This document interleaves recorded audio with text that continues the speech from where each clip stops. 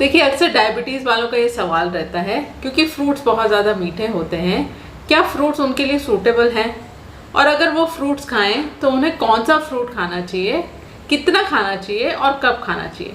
तो सबसे पहले आपका कन्फ्यूजन दूर कर दें कि डायबिटीज़ वाले जो हैं वो हर तरह के फ्रूट्स खा सकते हैं, लेकिन इसमें सबसे ज़रूरी बात ये है कि आप एक वक्त पर कितना फ्रूट खा रहे हैं, ये आपको ध्यान रखना चाहिए। क्योंकि फ्रूट्स जो हैं ये प्राइमरीली सिर्फ कार्बोहाइड्रेट्स होते हैं, तो इसलिए अगर आप एक वक्त पर ज़्यादा फ्रूट खाएंगे, भले ही आप कोई भी फ्रूट चूज़ करें, अगर आप एक वक्त पर ज़्यादा खाएंगे तो इससे आपकी ब्लड शुगर पर डेफिनेटली इफ़ेक्ट होगा। तो इसलिए जब आप फ्रूट्स चुनते हैं तो फ्रूट्स की क्वांटिटी कितनी होनी चाहिए ये बहुत ज़रूरी है और आपको हमेशा इसी पे ध्यान देना चाहिए। डायबिटीज़ में खाने का ग्लाइसेमिक इंडेक्स और ग्लाइसेमिक लोड जो है ये बहुत इंपॉर्टेंट होता है। ग्लाइसेमिक इंडेक्स का मतलब ये है कि आप जो भी खाना खाते हैं वो कितनी जल्दी शुगर में बदलकर आपके ब्लड में पहुंच जाता है। तो इसलिए डायबिटीज़ में अक्सर ऐसा खाना चूज़ करना चाहिए जिसका ग्लाइसेमिक इंडेक्स लो हो। जैसे मैं आपको एग्जांपल देती हूँ, वाइट ब्रेड जो है इसका ग्लाइसेमिक इंडेक्स बहुत हाई होता है। इसका मतलब ये है कि हमारी बॉडी जो है वाइट ब्रेड को बहुत जल्दी डाइजेस्ट कर लेती है और बहुत जल्दी ये ग्लूकोज में कन्वर्ट होकर हमारे ब्लड में पहुँच जाती है। ग्लाइसेमिक इंडेक्स के अलावा ग्लाइसेमिक लोड जो है ये भी बहुत इंपॉर्टेंट है। ग्लाइसेमिक लोड का मतलब है कि आप जो भी खाना खा रहे हैं इसमें कितने कार्बोहाइड्रेट्स हैं और इन कार्बोहाइड्रेट्स को डाइजेस्ट करने के लिए या हमारे सेल्स तक पहुंचाने के लिए आपको कितने इंसुलिन की ज़रूरत पड़ेगी। तो ये जो दोनों ही चीज़ें हैं, जैसे कि ग्लाइसेमिक इंडेक्स यानी हमारा खाना कितनी जल्दी एब्जॉर्ब हो रहा है और दूसरा है ग्लाइसेमिक लोड यानी कि इसमें कितने कार्बोहाइड्रेट्स हैं, ये दोनों ही चीज़ें बहुत ज़रूरी हैं डायबिटीज़ वालों के लिए। जैसे मैं आपको एग्जांपल दूंगी कि वाटरमेलन जो है, जिसे हम कलिंगर या तरबूज कहते हैं, इसका जो ग्लाइसेमिक इंडेक्स है ये बहुत हाई है, करीब 75। इसका मतलब ये है कि ये बहुत जल्दी ग्लूकोज में कन्वर्ट होकर हमारे ब्लड में एब्जॉर्ब हो जाता है। मगर अगर आप इसका कार्बोहाइड्रेट कंटेंट देखें यानी अगर आप इसका ग्लाइसेमिक लोड देखें तो ये बहुत कम होता है, क्योंकि इसमें करीब 98% जो है ये वाटर होता है यानी पानी। तो इसलिए जो डायबिटीज़ वाले हैं ये तरबूज या कलिंगर खा सकते हैं, लेकिन आप एक वक्त पर कितना खा रहे हैं ये बहुत ज़रूरी है, क्योंकि अगर आप एक वक्त पर ज़्यादा खा लेंगे तो ये डेफिनेटली आपकी ब्लड शुगर बढ़ा देगा। आपको ये भी ध्यान रखना चाहिए कि आपको हमेशा फ्रेश फ्रूट्स खाने चाहिए और ड्राइड फ्रूट्स जो हैं इन्हें अवॉइड करना चाहिए, जैसे कि किशमिश है, खजूर है या फिर फिग्स या इसी तरह के जो भी ड्राइड फ्रूट्स आते हैं इन्हें आपको अवॉइड करना चाहिए। ड्राइड फ्रूट्स के अलावा आपको हर तरह के फ्रूट जूसेस भी अवॉइड करने चाहिए, चाहे आपने वो जूस बाज़ार से ख़रीदा हो, बाज़ार में ही फ्रेश बना हो, पैकेज्ड हो, या फिर आपने घर में फ्रेश बनाया हो, तो भी आपको हर तरह के फ्रूट जूसेस अवॉइड करने चाहिए, क्योंकि इनमें शुगर कंटेंट जो है वो बहुत हाई हो जाता है और सारा फाइबर जो है वो निकल जाता है। चलिए अब बात कर लेते हैं कि फ्रूट्स खाने का सही टाइमिंग क्या है।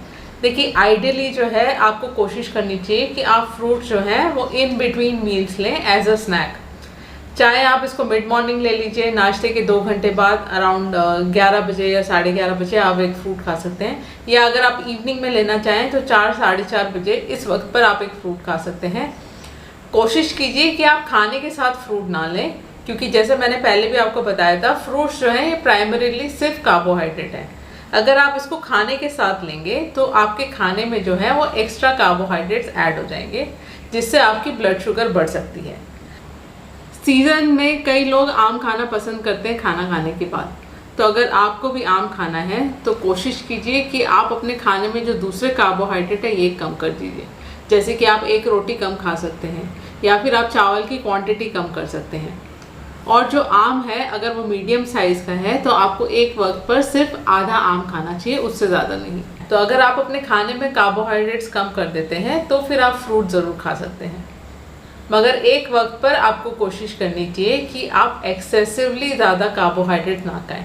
यूजुअली देखिए, जो रेकमेंडेड अमाउंट है कार्बोहाइड्रेट का वो है 45 to 60 ग्राम हर एक मील के लिए, और अगर आप उसको स्नैक की तरह ले रहे हैं तो अराउंड 15 या 20 ग्राम कार्बोहाइड्रेट फॉर स्नैक्स, ये है रेकमेंडेड अमाउंट। लेकिन अगर आप ज़्यादा जानकारी चाहते हैं कि आपको कितने कार्बोहाइड्रेट्स खाने चाहिए एक वक्त पर, तो आपको डेफिनेटली किसी डाइटिशियन से मिलना चाहिए जो आपको ये बता सके कि आपके खाने में कितने कार्बोहाइड्रेट्स हैं, आप अपने कार्बोहाइड्रेट्स कैसे एडजस्ट कर सकते हैं ताकि आपकी ब्लड शुगर ना बढ़े। तो चलिए अब जान लेते हैं कि हमें कौन से फ्रूट्स खाने चाहिए और इनकी क्वांटिटी कितनी होनी चाहिए। देखिए, जैसा कि मैंने आपसे पहले भी डिस्कस किया था कि कोई भी खाने का ग्लाइसेमिक इंडेक्स जो है ये बहुत इंपॉर्टेंट होता है डायबिटीज़ वालों के लिए। तो यहाँ पे मैं आपको डिटेल में बताने जा रही हूँ कि कौन से फ्रूट्स जो हैं जिनका ग्लाइसेमिक इंडेक्स कम है, लो है या फिर मीडियम रेंज में है, और ये फ्रूट्स जो हैं आपको कितनी क्वांटिटी एक वक्त पर खानी चाहिए। तो चलिए देख लेते हैं। तो सबसे पहले जान लेते हैं कि लो ग्लाइसेमिक इंडेक्स वाले फ्रूट्स कौन से हैं। ये जो सारे फ्रूट्स आप देख रहे हैं और जो इनकी क्वांटिटी दिखाई जा रही है, ये फ्रूट्स आपको देंगे करीब 15 ग्राम कार्बोहाइड्रेट, जो कि एक वक्त के स्नैक के लिए परफेक्ट हैं। यहाँ पर जो आप कप्स का अमाउंट देख रहे हैं, ये अमाउंट बेस्ड है मेजरिंग कप के हिसाब से, वो कप्स जो हम बेकिंग के वक्त यूज़ करते हैं।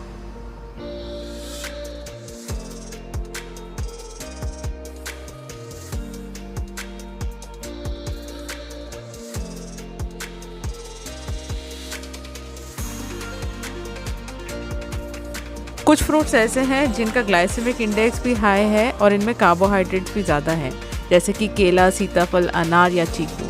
तो ये खाते वक्त आपको ज़्यादा सावधान रहना चाहिए और जो अमाउंट यहाँ पे दिखाया गया है उसी हिसाब से खाना चाहिए।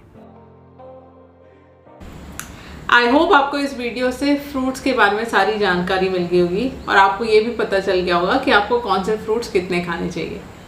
फिर भी मैं ये सजेस्ट करूँगी कि आप डिटेल में ये जानने के लिए कि आपको एक वक्त पर कितने कार्बोहाइड्रेट खाने चाहिए, आपको डेफिनेटली किसी डाइटिशियन से मिलना चाहिए जो आपको डिटेल में आपकी डाइट एक्सप्लेन कर सके और अपने कार्बोहाइड्रेट्स बैलेंस करना सिखा सके। तो इसी तरह के और वीडियोस देखने के लिए और न्यूट्रिशन से जुड़ी सही जानकारी के लिए प्लीज़ मेरे चैनल को फॉलो कीजिए, सब्सक्राइब कीजिए और मेरे वीडियोज़ को लाइक और शेयर कीजिए। Thank you so much for watching.